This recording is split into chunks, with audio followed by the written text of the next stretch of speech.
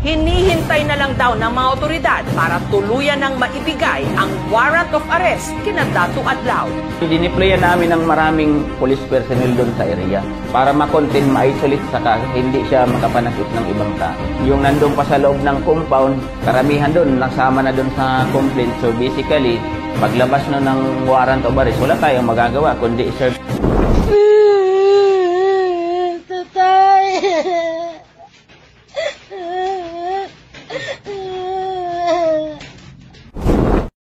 Yun, kinumpirma ng PNP na todo bantay ngayon ang kapulisan sa pugad ni Dato Adlaw o Dato Araw dahil pag lumabas na ang arrest warrant laban sa kanila, lahat na nasa pugad ay huhulihin. Samahan niyo ako, tatalakayin natin ito. Kasi kamalingan, pag palaging inulit-ulit ay magmukha talaga ang katotohanan para sa ating mga kapatid na kulang ang kaalaman. Ang pagkadaya ay maranasan sa iba't ibang paraan. Pero napakasakit pag madaya tayo sa pananampalataya. Dahil nanganib pati ang ating kaluluwa. Viva Cristo Rey! Pro Dio et Ecclesia! Kumusta sa lahat nating mga kapatid na sumusubaybay? Welcome. Ito yung lingkod, Brother Wendell Talibong. Muling makasama ninyo sa pagkakataong ito.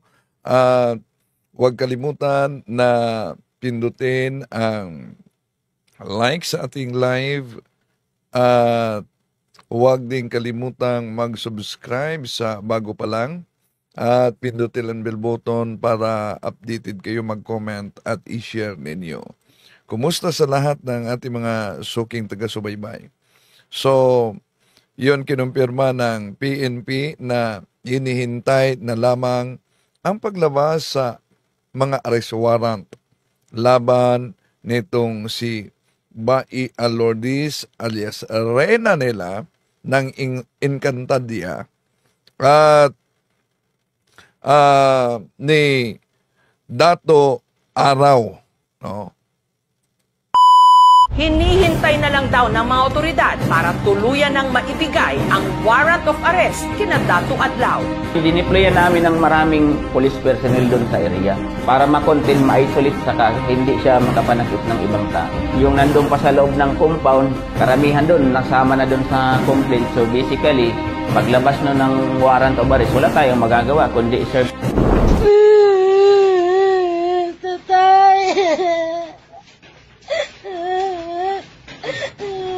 So, di po ba sa live niya, noong naka-live pa itong si Reyna nila, Reyna Bai Lourdes, sabi niya, dapat siya umano ang huhulihin. Ako ang damputin nyo dahil ako ang nagpirma po para padlakan ang lahat ng establishment kaya in 72 hours. Magpadlak na kayo! Magpadlak na kayo, dinampot nyo ang aking... Oh, yun. Pero, noong naka-live pa sila, di na sila naka-live ngayon dahil naputulan ng kuryente at tubig. Kung maalala ninyo, lumitaw itong kultong ito dyan sa Surigao City, mga kapatid, at mga mahigit 40 miyembro galing sa iba't ibang lugar na may promise daw may sahod na 18 to 40,000. At nag-viral sila noong sinasarado nila ang mga establishmento. At may kapangyarihan sila galing mismo sa Encantadia. Ang ilang kalaban, ang balaod na. Balaod sa hangin, tubig, lupa o kalayo nga naa nato individual. Oh, 'yon. Hangin, lupa, apoy. 'Yon daw ang kanilang kapangyarihan. Parang tamaan talaga sila nitong Encantadia, no, na palabas itong grupo na ito. So, todo bantay ang PNP at may inilabas na video ang PNP doon sa likurang bahin kung saan dagat pala yung likurang bahin sa pugad ni Dato Araw at kuhang-kuha pa dito ang sigaw ni Reyna nila. Ito ang likurang bahagi na binantayan din ng PNP.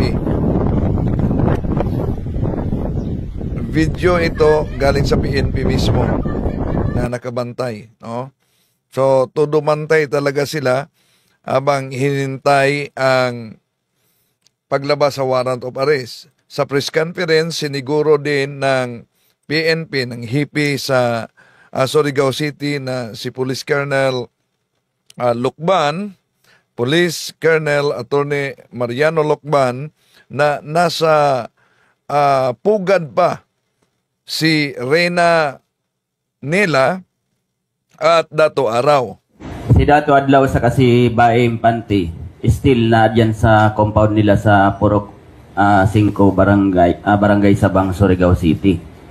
So, kana na mga kanila, sinabi ko na sa inyo kanina, the multiple complaints had already been filed before the prosecutor office. So, wala kong katungod na mandaran ang prosecutor nato na i-resolve nila as soon as possible kana na preliminary investigation about dun sa mga criminal complaints na na-file. But once na ma-resolve na nila yan at dahil kahit dito, mandaming mga nagkomento, ang tagal ba? Ang tagal ba na mahuli yan? Ang tagal daw umano lumabas. Ito paliwanag sa hipi ng Surigao. File na an information dun sa korte. Once na may probable cause, I'm sure na ang musunod niya na mugawas is ang mga warrant of arrest against dun sa mga napailan dun sa complaints. And kana na mga tag-ingon nila nganong dili pa na i-read kana na compound, mga kapatid, you are going beyond the rules of law. I am not dili ako yung anak kapareho na officer na diktahan mo, nasabihon mo sa ako na i-read kana na compound without any legal basis. Dili ako yung anak ka-reckless. So you wait because we are not sleeping sa trabaho namo bilang police officer. Tanan diri na tagbuhat namo is in accordance with the rules of law because dili namo gusto makitaan ng technicalities, especially pag-abot sa mga legal action. Thank you. Additional kay Chief of Police. Police Colonel Warren Dablo. Upon assessing the area, na-confirm po sa mga nag-surrender sa ato, dagan, minors, mga babae na magpamilya na nadito sa compound. So, we are planning na in case na we will implement the warrants, what shall we do? Na walay madamay. So, priority na mo ang kapakanan sa mga minor o kababaihan. Sa ato ang mga katong nag-ingon nga nung dili na lusubon, sama sa gingon sa atong Chief of Police, we follow the rule of law. Kung kami abot din ng sulungon, mura na po sila. Mura na po sila na dili nagakuhan sa balaod. So, we will abide by the due process sa kuan. Nakasala sila, pa-experience sila. So, umabot ang panahon na ito, matagaan makuha sa laugwaran. So, gi-assure lang na ako sa katauhan sa Surigao City na this incident will never happen again. Ang ilang compound na contain, since the incident, contained na ang area. That's why nagkaroon na lang nag-surrender ay ikuha sa katauhan because moving in and moving out sa area is being monitored 24 hours. Lahat ng activities sa ilang area monitored. That's why nasensationalize lang sa social media. Actually, after the incident, wala na may naitabo because they are. Ito ang last din na live ni Dato Araw na nanawagan siya ni Pangulong Bongbong Marcos. Ania si Dato Adlaw nagalive tungod sa mga discrimination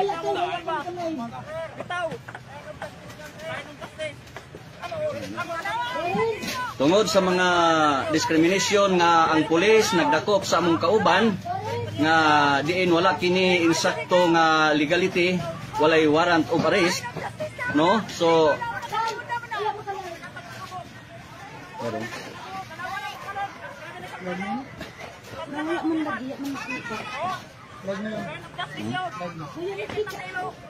Nawala daw ang live. Ania kami nag-live karon, mahal na Pangulo, nga ang hinungdan ni ani tungod kay wala sila mo subay sa legality. Ang dahilan kung bakit isinarado nila dahil ayon itong si Dato Araw, di daw sumunod ang mga tao sa legality, yung sariling batas nila. Wa sila mo comply sa free, prior and informed consent sa rightful owner sa ancestral land. Maoning nahitabo ang mga pamadlak nga karon nga ilaming gisirkuluhan dire ang mga pulis nga wala sila rights. So kinumpirma talaga ni Dato Araw dito na napalibutan na sila sa PNP, no, ang kanilang pugad. No, wala sila rights, illegal intervention sila kay assisting run any branches of civil government. Nga yun ang giniit niya na walang authority ang PNP dahil sila mismo ang gobyerno. Among gi-implement lakas na ano ang balaod since time immemorial. Republic Act 371, April Law of 1997, Divine Customary Law, na under sa management sa Federal Tribal Government of the Philippines para sa kalinaw o panaghiusa. Busa nanawagan ako sa mahal na Pangulo nga hinaot punta nga makaabot kini kanimo nining taknaa. Akala ko ba na walang authority kahit ang presidente, no? Pero dito tumatawag na siya, nanawagan siya sa presidente na dapat daw makarating sa kay Pangulong Bongbong Marcos. At nauna nating tinatalakay, mga kapatid, akala ko kasi nang nakita ko ito, kasama nilang grupo, ibang grupo pala. Pinakabilin-bilinan ng ating mga lolo, ng mga lola, ng engkantado, at ng lahat ng ating mga tinatawag na Enchanted Kingdom. So walang pagkakaiba, kahit ibang grupo, ito din siya ay nagpakilalang Queen. Pero di pala sila kasama. Ito'y Queen Helen III Abdurrahjak, no? Pinaghalo-halo niya yung Encantadia, yung Diyos ng mga Kristiyano, yung Diyos ng mga Muslim. Halo-halo na. At sila din ang umangkin na may-ari, di lang sa ating bansa, kundi sa buong mundo. Ilista ninyo. Kasi sisingilin ko rin ang Armed Forces ng Pilipinas sa pagpatay sa tunay na bantay ng kalikasan. Mali po yan. DILG, mali po yan. Maling-mali dahil hindi kayo sumunod sa utos ni Queen. Yan. Maling-mali ang DILG, maling-mali daw umano ang Armed Forces dahil di sinunod itong si Queen Helen III Abdurrahjak. Kayo ba ang masunod? O ako? Now, subukan niyo pa dahil tapos na ang palugit ko. Dito ko siguraduhin sa inyo lahat, walang eleksyon dahil wala kayong authority na magpa-eleksyon. Nako, malapit na ang eleksyon, May 2025, pero diniklara niya walang eleksyon daw maganap. Di ba tinapos ko na yan? Tinapos na pala ang eleksyon. So, paano ngayon? Paano na si Pastor Apollo Kibuloy? Tumakbo siyang senador. Pagkatapos wala daw eleksyon, sabi nitong nagpakilalang Queen. Queen Helen III. Hindi kayo naniwala. Kaya lahat ng Commissioner of Election, lahat ng militar, lahat ng politika na umupo ng illegal mula nung nag-eleksyon kayo, after kay Gloria. Matagal na pala. Nagiging illegal ang lahat na umupo pagkatapos ni Pangulong Gloria pa. So, ibig sabihin, sa deklarasyon niya na lahat ng mga politiko ngayong umupo, illegal daw. Tapos, lahat kayo mananagot sa timbangan ng mahal na ina. Ngayon, tawa pa kayo. Go ba? Nako, delikado. Sa mga tumatawa, delikado na. Sila may kaugnayan din sa Encantadia daw. By all means, laugh at the top of your voice. Kasi, itong mukha na ito na pinatay ninyo sa testamento, kukunin ko rin kayo. Lahat na nag-package, lahat na gumawa. Iwan ko kung alin ang nauna. Ito bang kay Queen Helen Abdurrahman? Kayo. Alam niyo na ba itong grupong ito? Alin kayo nauna? Itong kay Queen Helen Abdurrahman o itong kay Dato Araw? Kahit hindi sila kapariho ng grupo, pero may pagkahalintulan sila dahil tumatawag sila ng lakas tama talaga sa palabas ng Encantadia, no? Sa Encantadia. Okay. Ng presentasyon na misrepresentasyon. Kunin ko kayo. Sabi ni tao lang, matagal na pala itong si Queen Helen. Pero di pala ito, akala ko kasama sila ni Dato Araw. Di pala sila kasama. Dahil divine justice, divino gobyerno. Ayaw nyo militar, sumunod sa akin. Ayaw ninyo sumunod sa commanding-in-chief. Akala nyo biro yung ginagawa. Yan, nagdeklara na siya. Siya ang commanding-in-chief daw. Hindi. Ang dali naman magdeklara, kung sasabihin natin, ako ang may-ari sa Pilipinas. Palag kayo. Pero ang problema, paano mapatunayan na ikaw talaga ang may-ari sa Pilipinas?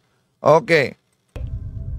Dokumentado, silyado, at iyan ang paglagay ko sa inyo sa pinakailalim na kulungan. Nako, delikado, ikukulong niya umano. Huwag kayong tatawa daw. Ng impyerno. Sa impyerno pala. Ang batas ng divino gobyerno ang mananaig. Ang batas ng soberenya ang mananaig. Maraming salamat. Ayaw nyo pa rin makinig. Nasa inyo. Malapit na. Kung saan, isa-isahin na ang nakatadhanang kalaban. Nakatadhana kayo para salungatin ka ako. Pero pumayag kasi kayo para luklukan kayo ni si Roy. Kaya maliit o malaki, maghanda ang bawat isa. Ay, ang dami na nagsilitawan ngayon. Hindi lang iba't ibang mga siktang pirated, pati ng iba't ibang mga kulto sa ating palibot ngayon. Ang dami. Totoo na ang nakasulat sa Biblia ay natupad talaga sa ating panahon ngayon. Yung magsilitawan, lalo na yung maniniwala kahit sa sarili nilang kasinungalingan, di ba? Okay. Parusa. Yan ang tinatawag ko sa inyo. Ang mata na triangulo na kinuha ng kabal, sinira ng Illuminati, sinira ng ISIS, magsisisi kayo. Di ba nabaliktad ko na lahat? Kabal, Illuminati, 999, ay 666. Ay, baliktad talaga. Ang 666 nagiging 999. Lahat kayo, no? Or papo, o papro, lahat yan, binaliktad ko. Binabaliktad ko ang pinakatinae ng konspirasiya. Maraming salamat. Kasi ngayon nakikita ninyo, dahil freedom na. Bukas, ilang araw na lang, ang nakatakda. Basahin ninyo ang istorya ng Pilipinas.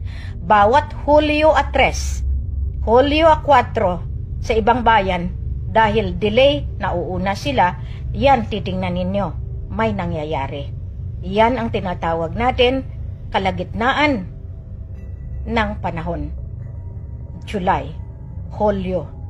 Kaya sa address, marami na naman kayong angal. Yung mga umaangal, disgrasya. Nako. Ang nag-aantay Walang ng pagkakaiba talaga ito sa grupo din ni Dato Araw, di po ba? Na ang aangal, disgrasya. Ganon din itong grupong ito. No? Na nagpakilalang Queen Helen III Abdurrajak. Matagal na pala ito. At meron silang mga parang private army. Ito na tayo mga kasama. Andito na kami sa Camp Tugal. Ito na yung part 8 po natin ng video. So dumating na yung mahal na arena po natin. So andito yung mga armed forces po natin, Royal Armed Forces. So naka-ready na rin po sila lahat. So andito sila. So kung makikita po ninyo mga kasama. So yung kabila, makita nyo, yun ang mga, makita nyo, yung may mga dalang itak, grupo yan ni Dato Adlaw, no? Dato Araw. At ito namang naka-uniform, yun daw ang Royal Soldiers ni Queen Helen. Ang araw ngayon hindi na umiinit, no? So andito na yung camp natin.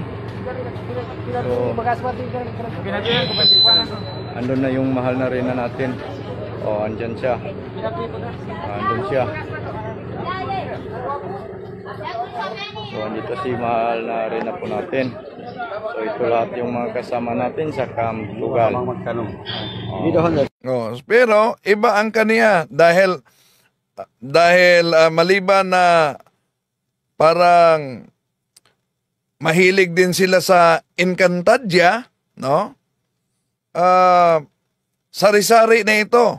Diyos ng mga Kristiyano, Diyos ng mga Muslim, si Allah, yun, kinikilala nila, pati na yung mga Encantada.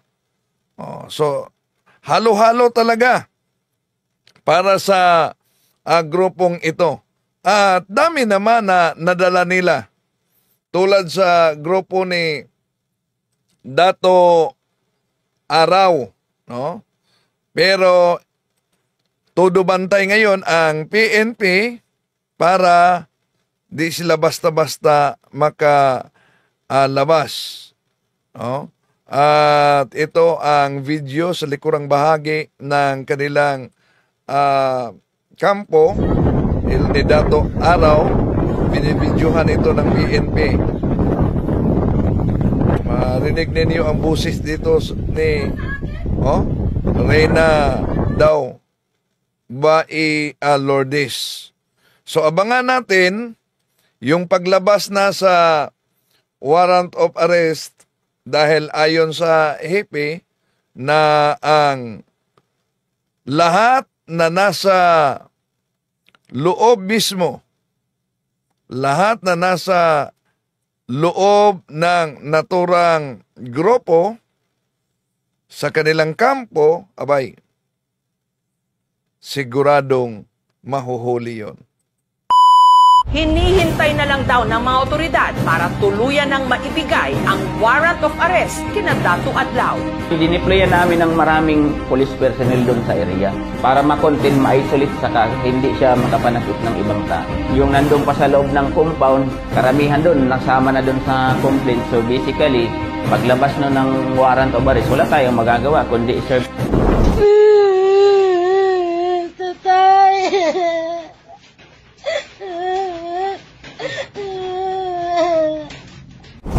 So, abangan natin, no? Ang paglabas sa warrant of arrest sa kampo sa mga miyembro na hindi pa sumuko sa kapulisan na nanatili sa kampo ni Dato Adlaw. Kaya mga kapatid, huwag agad-agad maniniwala, no? Dahil dami talaga na daya sa maling paniniwala. Kung ibalik natin ang panawagan ni Police Colonel Attorney Mariano Locban, sabi niya, Maging maingat ba, especially ang pag-join sa mga organization. Dapat marunong tayo na mag-determine kung scam ba yung activity. Iti-take advantage talaga nila yung educational attainment ng tao plus yung kahirapan ng tao. Yun. Kaya dapat mag-ingat. Huwag agad-agad basta-basta maniniwala.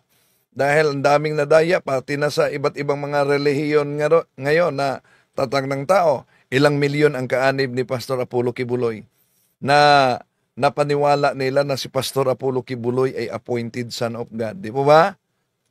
Ilang milyon ang napaniwala sa grupo ni Felix Manalo. Na napaniwala na si Felix Manalo ay anghel. Anghel. Ang ating Panginoon Jesucristo ay tao. So, daming napaniwala niyan. Ilan ang napaniwala, lalo na sa grupo ng Seventh-day Adventist na tatag ni Ellen Goldwhite. Daming napaniwala sa Seventh-day Adventist na tatag ni Ellen Goldwhite, di ba ma?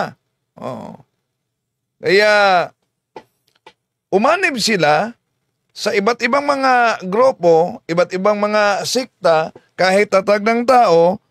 Bakit? Dahil po sa maling akala. Nauna nating sinabi na ang kasinungalingan, talaga pag ito'y paulit-ulit ay magmukha talagang parang katotohanan. Lalo na sa ating mga kapatid na kulang ang kaalaman.